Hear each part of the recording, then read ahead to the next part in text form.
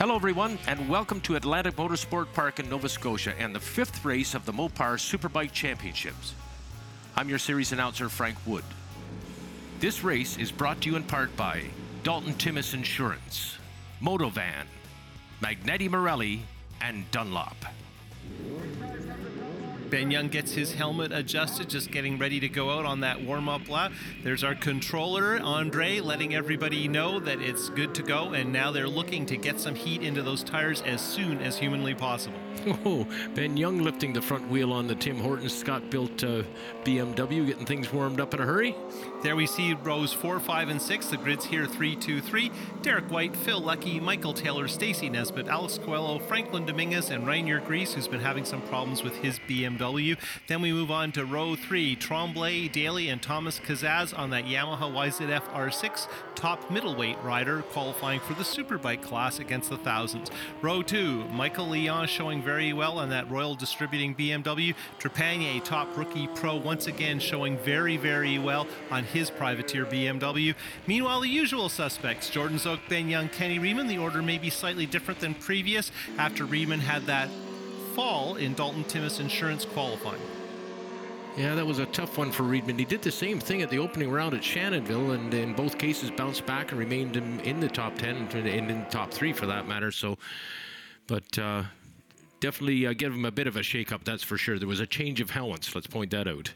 Let's also have a look at the track conditions, Frank. Yesterday we had direct sunlight, very hot, humid, challenging conditions for the riders. Now it's cooled off, no direct sun. The track is not holding a lot of heat, and this makes it tricky, particularly in terms of tire choice. I think most of the people have stuck with the soft and not gambled to go with the super soft, and right at this exact moment, it seemed like the softer option might have been the better choice.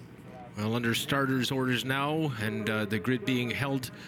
And I don't know what the weather forecast is for Colin, but we certainly don't want to see any liquid sunshine, as pundits tend to call it. Okay, now we look to the Blue Streak Racing starting lights. Those lights are on now. When they go off, the clutches will come out and the field will launch.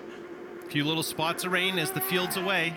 Nice launch by Kenny Riemann, picking up the wheel once, twice as he heads down into turn number 1. Zook to the inside. Riemann goes into the race lead. Zook now takes over at the point as they head down into turn number 2. Jordan Zook very quickly dispatching Kenny Riemann from that race lead and taking the race lead. And goodness gracious, Colin, are we in for the same type of thing we endured yesterday? 2 corners, 2 lead changes, and the question is Zook going to do exactly what he did yesterday in those hotter conditions, which is split from the field, and the rest of them don't want to see this. They want to put some pressure on Zook. They want to change it up. They want to see some different occurrences here at the front of the field, but Zook is in no mood to hang around. Just a little bit of rain, a few spots here and there, and that's going to get everybody motivated. Of course, if we get partway through the race and have to stop, that could be called official, so you don't want to hang around here. You want to get going as fast as you can, and this top 3 or 4 are already pulling away. But so we're seeing a little bit of mist on the face shields and what have you, Colin, but I believe the racetrack at this point in time at any rate is dry. Still pretty hot overall, and so that the track will shed the moisture to some point,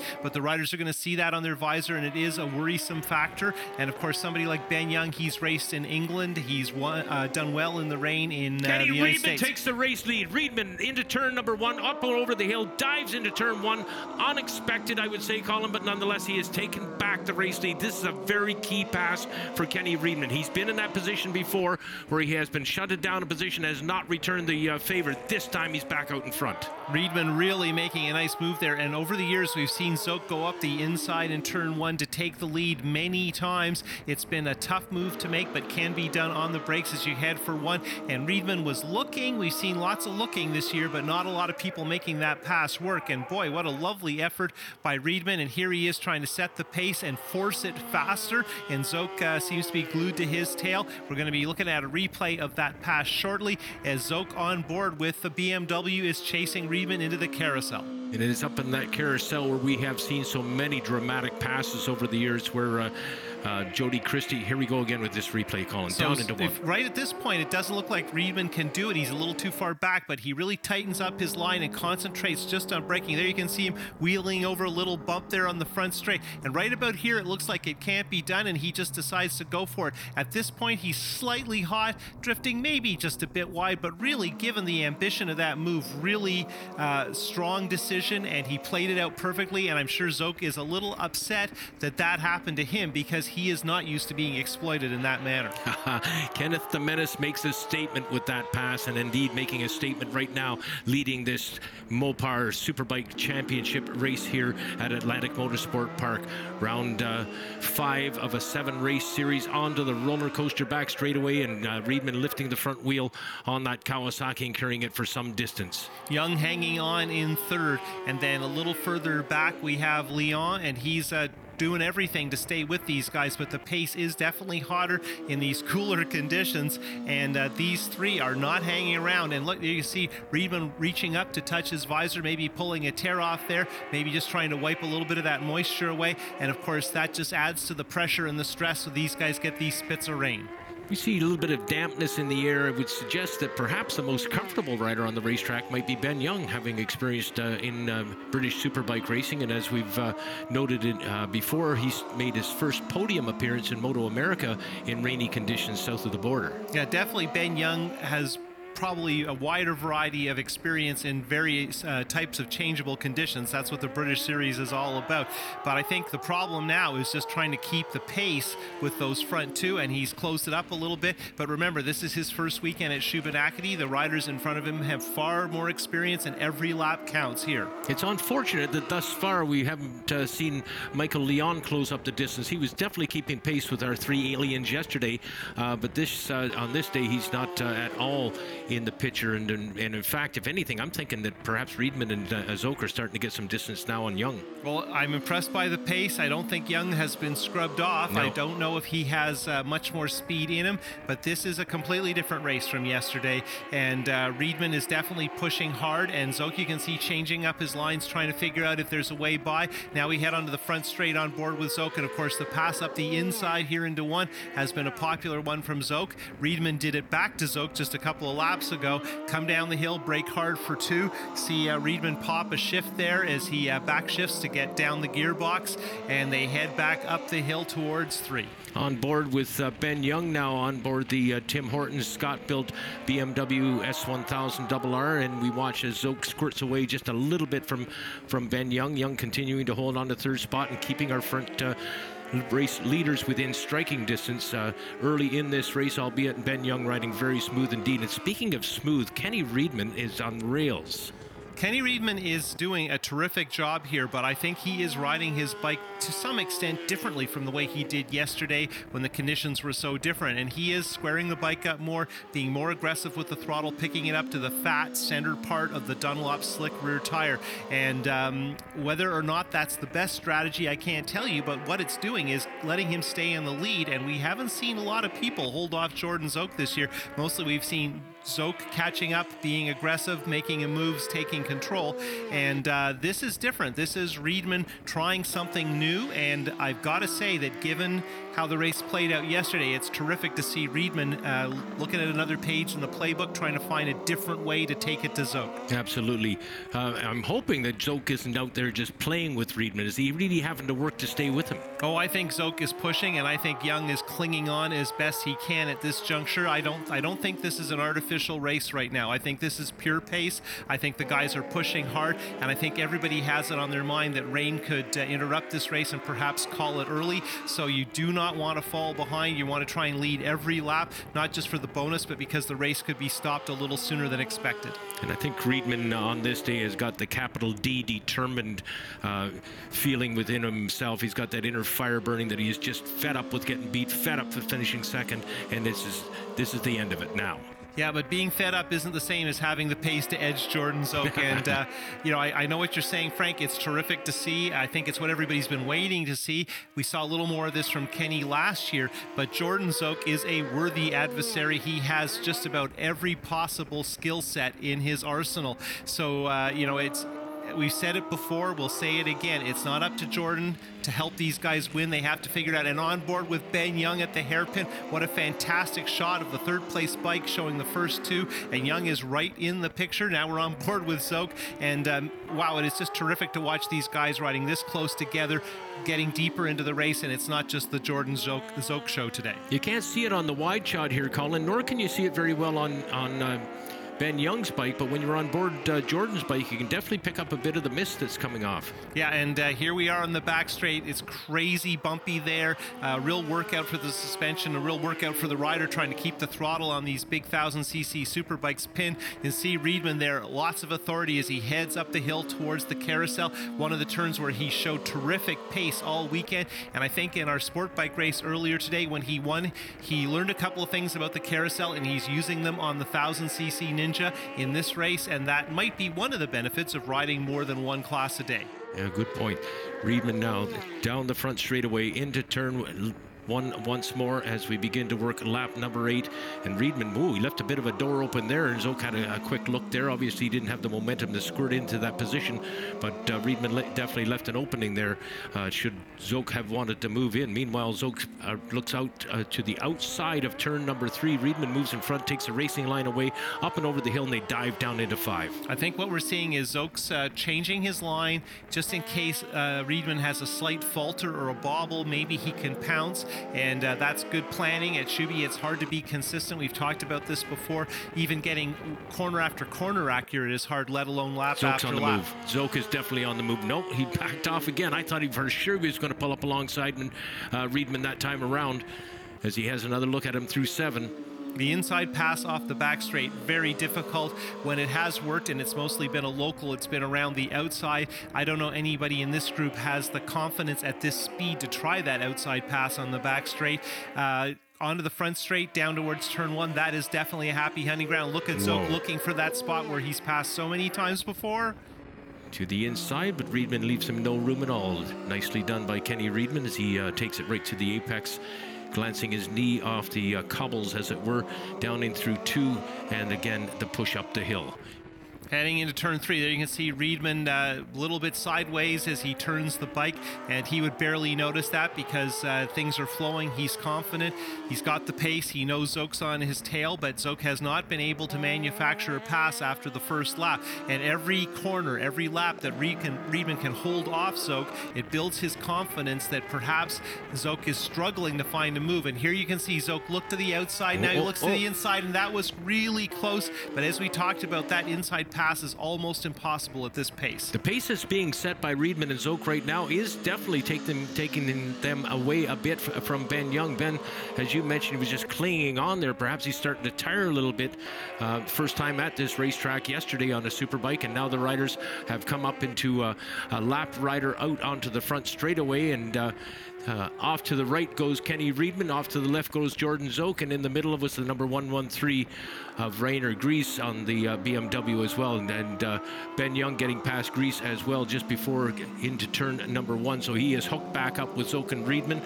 No foul on that one, and the 3 aliens of Canadian Superbike racing continue their way around this race course. Grease would have seen the blue flag. We have a very good group of flaggers here at Atlantic Motorsport Park, so he held his line, did what was expected. The other riders making the pass knew what to do, knew that he would be in a consistent spot, worked their way by, and it really hasn't had an effect on the race at this point. And maybe Young is slightly closer, and you look at Riedman there fighting a little more than usual on the back straight, and that opened the door. Oh man, I thought Zoke was right up alongside him at one point. It looked like he was getting ready to move into the lead, but Kenny will have nothing of it. He is definitely in control of this race, and he is not letting the champion by. He's not giving him any chances at all here. And he's tight on the entry to the carousel, another spot that both Zoke and Riedman have made good passes on before. So I don't think he's riding super defensively, but just a little cautious. And there you can see he's tightening up that line on the front straight, making it just a little bit harder for Zoke to go go offline. And of course, the problem here is the further you go offline, almost certainly the worse the bumps are going to be. No question about it. And the locals knowing that, I know you and Andrew Murray talked about it when in the Liquid Moly Pro Sport Bike race, how Ronnie Monroe was able to run such different lines than the other two riders that were on the podium. And that's because Monroe knows his track intimately and races on it all the time. Although it'd be fun to count the number of laps that, say, Jordan Zook and Michael Taylor have done. They probably constitute locals at this point. And look at Reedman there putting the power down on that big Ninja built by Scott Cameron. And this time he had a little more luck on the back straight. And wow, he wheelied on the next shift, which just shows that bike can really put the power down. Reedman is not being careful. He is not backing into this. He is riding hard. He is pushing the pace. He may be changing his lines up a bit, but this is not a pure defensive ride. That's this for is a sure. ride He's of pace. riding very well indeed. One of our riders having to pull over there. Looks like we had a DNF on the back straightaway, and that rider getting off the racetrack just at the end of the... I think that was Alex Coelho, and I think it might be a technical problem with his Kawasaki. Okay, we're now at the halfway mark. Chris Chappelle, our senior referee, giving us the cross flags, indicating that we were exactly halfway through this race. So on the last half here, Kenny Reedman continues to lead over Zook and Ben Young. Royal Distributing's Michael Leon still a distant fourth place, and it looks like last time we saw anyways, it looked like it was Trevor Daly who was on the move on the Yamaha on the 116 machine, so he should be hooking up with Michael Leon, battling it out for fourth spot. And Daly has shown a lot of pace today. Things going better for the Yamaha rider with the one-speed backing. And wow, Zook having another close look at Reedman, maybe the closest look he's had, as these two continue to dispute the lead. And it's worth mentioning, Frank, we are now at halfway. The race could be called official by the rule book at this point, say if it rained. Now that doesn't mean they would decide to do that, but if the conditions are unpredictable, that might be enough. So from here on, leading every lap is crucial, not just for the laps led bonus, but also because it could be the last lap. So has to look to the inside going into one, backs off and gets neatly in behind Reedman. And here you can see this time Zook running the slightly tighter line, and he may be doing a little experimenting, trying to figure out what might be possible if he finds a way to get by. And of course, his hope is that Reedman makes some small mistake and he just pounces on that moment. Zook is close enough to do exactly that. But so far, Reedman's moments have been very small and he's ridden right through them. And when we've seen the bike twitch or get sideways or run a little wide, Reedman has not let it affect his pace. And that shows he is comfortable at Shuby. He's got the place in his head and he can string those laps together. Something has gone wrong with Ben Young. Ben Young is definitely off the pace. We noticed that Zook and Reedman had put a little bit of distance between themselves and Ben Young, but this time around Ben is well off the pace being set by Reedman. And that time Zook really had a look off the backstretch, and I think he had to brake more than he wanted to because he was so close to deciding he could try it. Of course, the risk of a bump there at the apex of turn 7 coming off the back straight, that would be a big incident if it were to happen. So I think we're juggling the bits and pieces, trying to figure out what can be done. There aren't a lot of passes that really have looked like they could work, and Zook is getting more and more concerned that his win streak may be broken. Of course, he's won 11 straight races, hasn't been defeated on the track for basically 2 years since Shuby 2 years ago. So Zook is a competitor. He has very little tolerance for anyone else at the front of a race. He's a professional. His goal is to win. His team is built to win, and I hope no one is watching this and thinking that Zook is cruising. He's not. No, he's definitely having to work for it, and Reedman is making him work for it this time around. For the first time, I would say, this season, as a matter of fact, that Zook has really had to work for it. Admitted he had his work cut out from catching up to Matt McBride back at round 1 at Shandonville Motorsport Park, but nonetheless, there was 3 or 4 riders he had to dispatch before he got to McBride, and he sure made short work of that in the last half of that particular race. And so we're definitely not putting anything on salt just yet, but Kenny Reedman is doing a splendid job leading this round 5 of the Mopar Canadian Superbike National Championships here at Atlantic Motorsport Park in Shubenacadie, Nova Scotia. And Zook this time around swings slightly to the left. It looks like he's pacing himself. Now, as this race goes on, of course, Colin, the attrition may factor into it. Riders are getting tired. Tires are wearing out. Machines may have problems and what have you. So it's very, very important that the rider hold the lead. In this case, Kenny Reedman. And if Zook wants to win it, he needs to get in front just in case we get a red flag. Well, Reedman, this is his 4th race in 2 days. He had a big crash crash on Friday, obviously challenging his level of fitness. He is very fit. He has a career history of other professional level sports. He's done a lot of different snow type sports. So Riedman is ready to do what's required, and I think that we can't say enough about what he's done so far in this race to hold off Zoke. And we always ask ourselves at the end of the race, was there a real fight for first? Was there a true battle in terms of the two guys going all out determined to win? And right now I think this is a real battle, and we haven't seen that with Zoke this year. Would he admit to it on the podium, though? When he gets up on the podium at the end of this race, will he admit that Kenny Riedman gave him a good battle, or will he shrug it off and use the psychology involved there? Well, I would think normally you shrug it off. You never want to admit how difficult it is, and we have just 6 laps left to go here. Zoke continues to adjust his lines, looking to see what he can do to exploit any potential weakness or slight miscue by Riedman. And so far nothing's given, nothing's cracked. There hasn't been any big gap in terms of Riedman's approach. And at this point, I think Zoke's probably getting a little desperate that something's got to give. Two great racers here going at it, obviously at very different points of their careers. Jordan Zoke at 37 years of age, and Kenny Riedman in his early 20s. So the big spread in time there, and Zoke pulls up alongside once more. Wow, it looked like he was going to go past him there, but it didn't happen once more.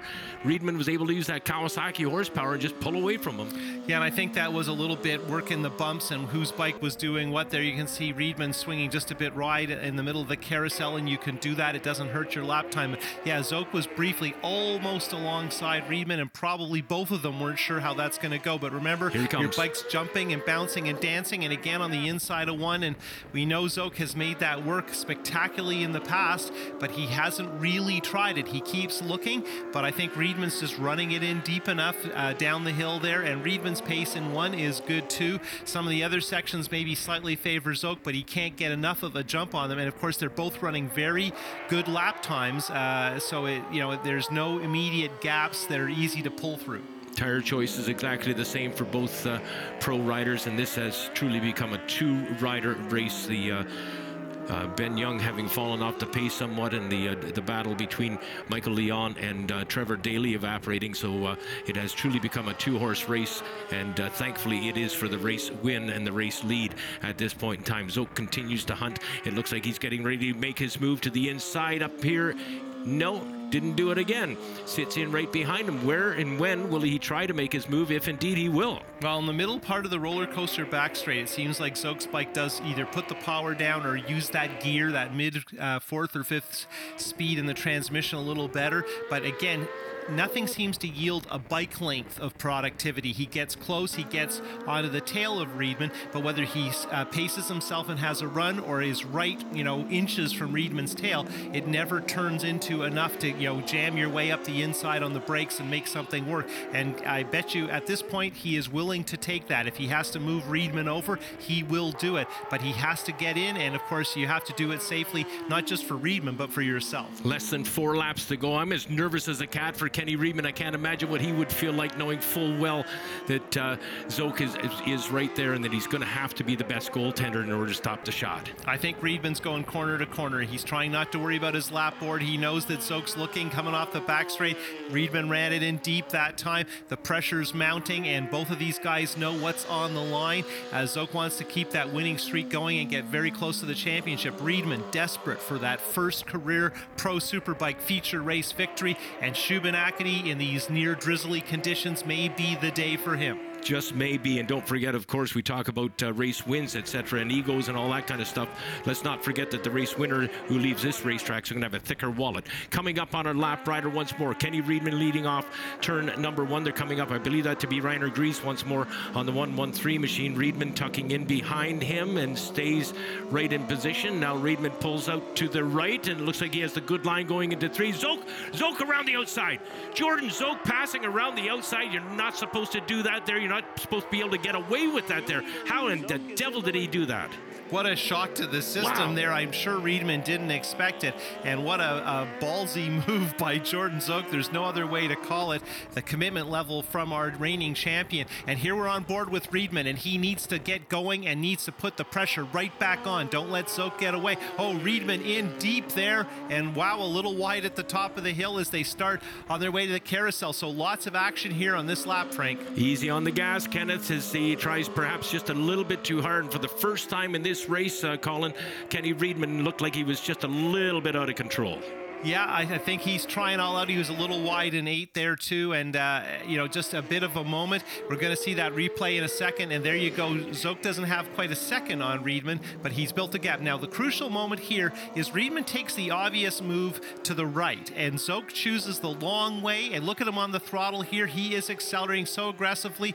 He gets up on top of the motorcycle here. He knows it's going to be a pinch job. Riedman doesn't expect it, and at this point, you're just wondering how Zook ever made the transition over all those bumps that people don't want to ride on, and it really wasn't anyone's fault, but man, a lot of things happened all at once, and that could have been a calamity. Zook was up on the balls of his feet, his knees were bent, his butt was up off the saddle. He was ready to go motocrossing if necessary, and I don't doubt that had a lot to do with him getting through that corner, through those bumps on the outside of 3. Wow, what a ride, what a tremendous pass. Well, and Zook reached into his bag of tricks, and that's good, and that shows his experience, but also he had to want that. He went after it for a split second. There was the opportunity. He had to make that split second decision, and I think it's important to say that Jordan Zook is just as hungry as Kenny Riedman. Zook looking for win 50 whatever, and Riedman looking for win number 1. And it looks like he has totally demoralized Kenny Riedman, as Kenny is seemingly not on the same pace now as he was 2 laps ago when they were going at it. Well, I think what's happened is, first of all, Riedman had a couple of close calls trying to get right back at Zook, and of course that's what he needed to do. And I'd also wonder about the condition of their tires, because no one expected these sorts of temperatures in this situation, so that makes things complicated again. Hard to know exactly what they're both dealing with in terms of traction, but one thing I do know is Zook knows a lot more about Riedman's tires than Riedman knows about Zook, because Zook followed him for all that time. Yeah, good point. We had a slower rider there that I thought might factor in and give Kenny Riedman another chance at Zook, but Zook quickly dispatched of that rider. And again, I believe that to have been Alex Coelho on the number 16 bike, who neatly got out of the way of the race leaders. Coelho, one of the rookie riders in this year's series, and having a very, very good season. He's had a couple of offs, but for the most part, he's doing a very, very good job.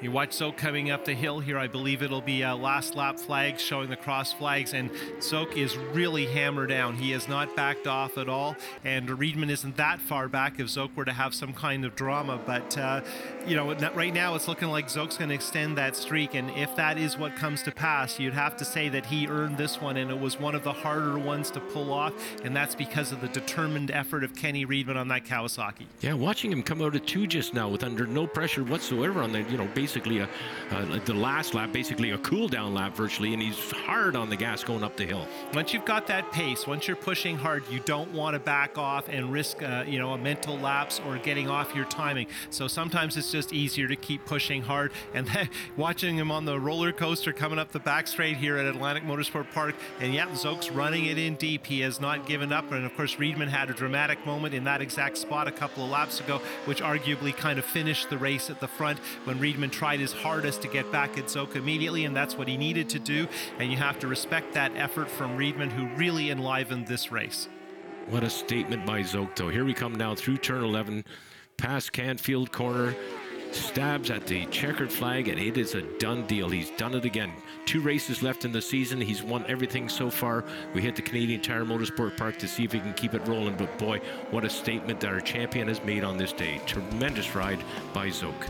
12th consecutive victory, hasn't been beaten on the track for 2 years now, and heading to one of his favorite places, Canadian Tire Motorsport Park.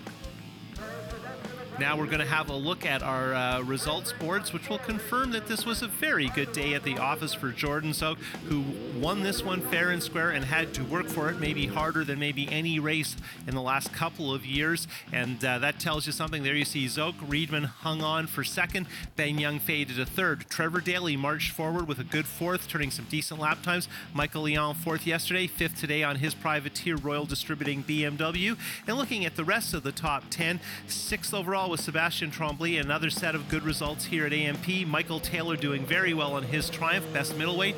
Dominguez holding off Trepanier and White as these three had a good dice towards the finish at Atlantic Motorsport Park, completing our top 10. It was a long race. I tried my best to hang with them, which I managed to do for half the race, but got to the point.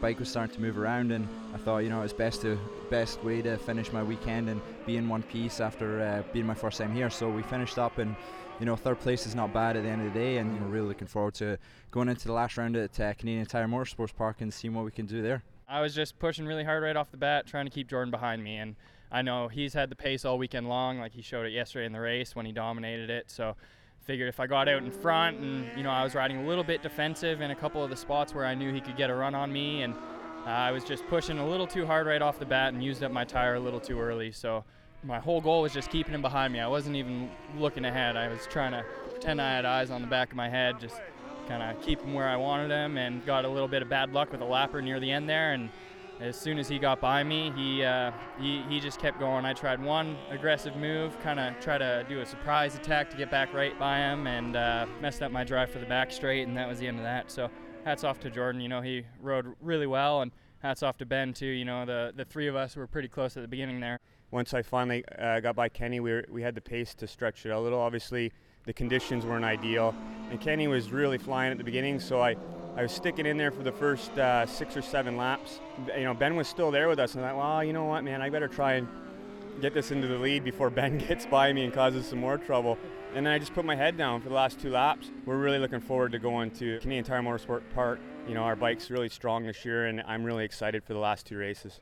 Ladies and gentlemen, your Mopar Pro Superbike winners here at Atlantic Motorsport Park. 3rd place, Ben Young. 2nd place, Kenny Reedman. And 1st place, number 1 plate holder, Jordan Zook. Looking at our point standing as the rain begins to fall, and Zook has more or less a race in hand with 2 rounds left to run. Heading to Motorsport, same situation as last year. If he can have a very good result on Saturday, he will clinch the championship, and then on Sunday he can race just for fun, and that's what he dreams of at Canadian Tire Motorsport Park. That wraps up our doubleheader from Atlantic Motorsport Park. Join us next time for the first half of our doubleheader from Canadian Tire Motorsport Park. On behalf of the entire Mopar CSBK crew, thanks for watching.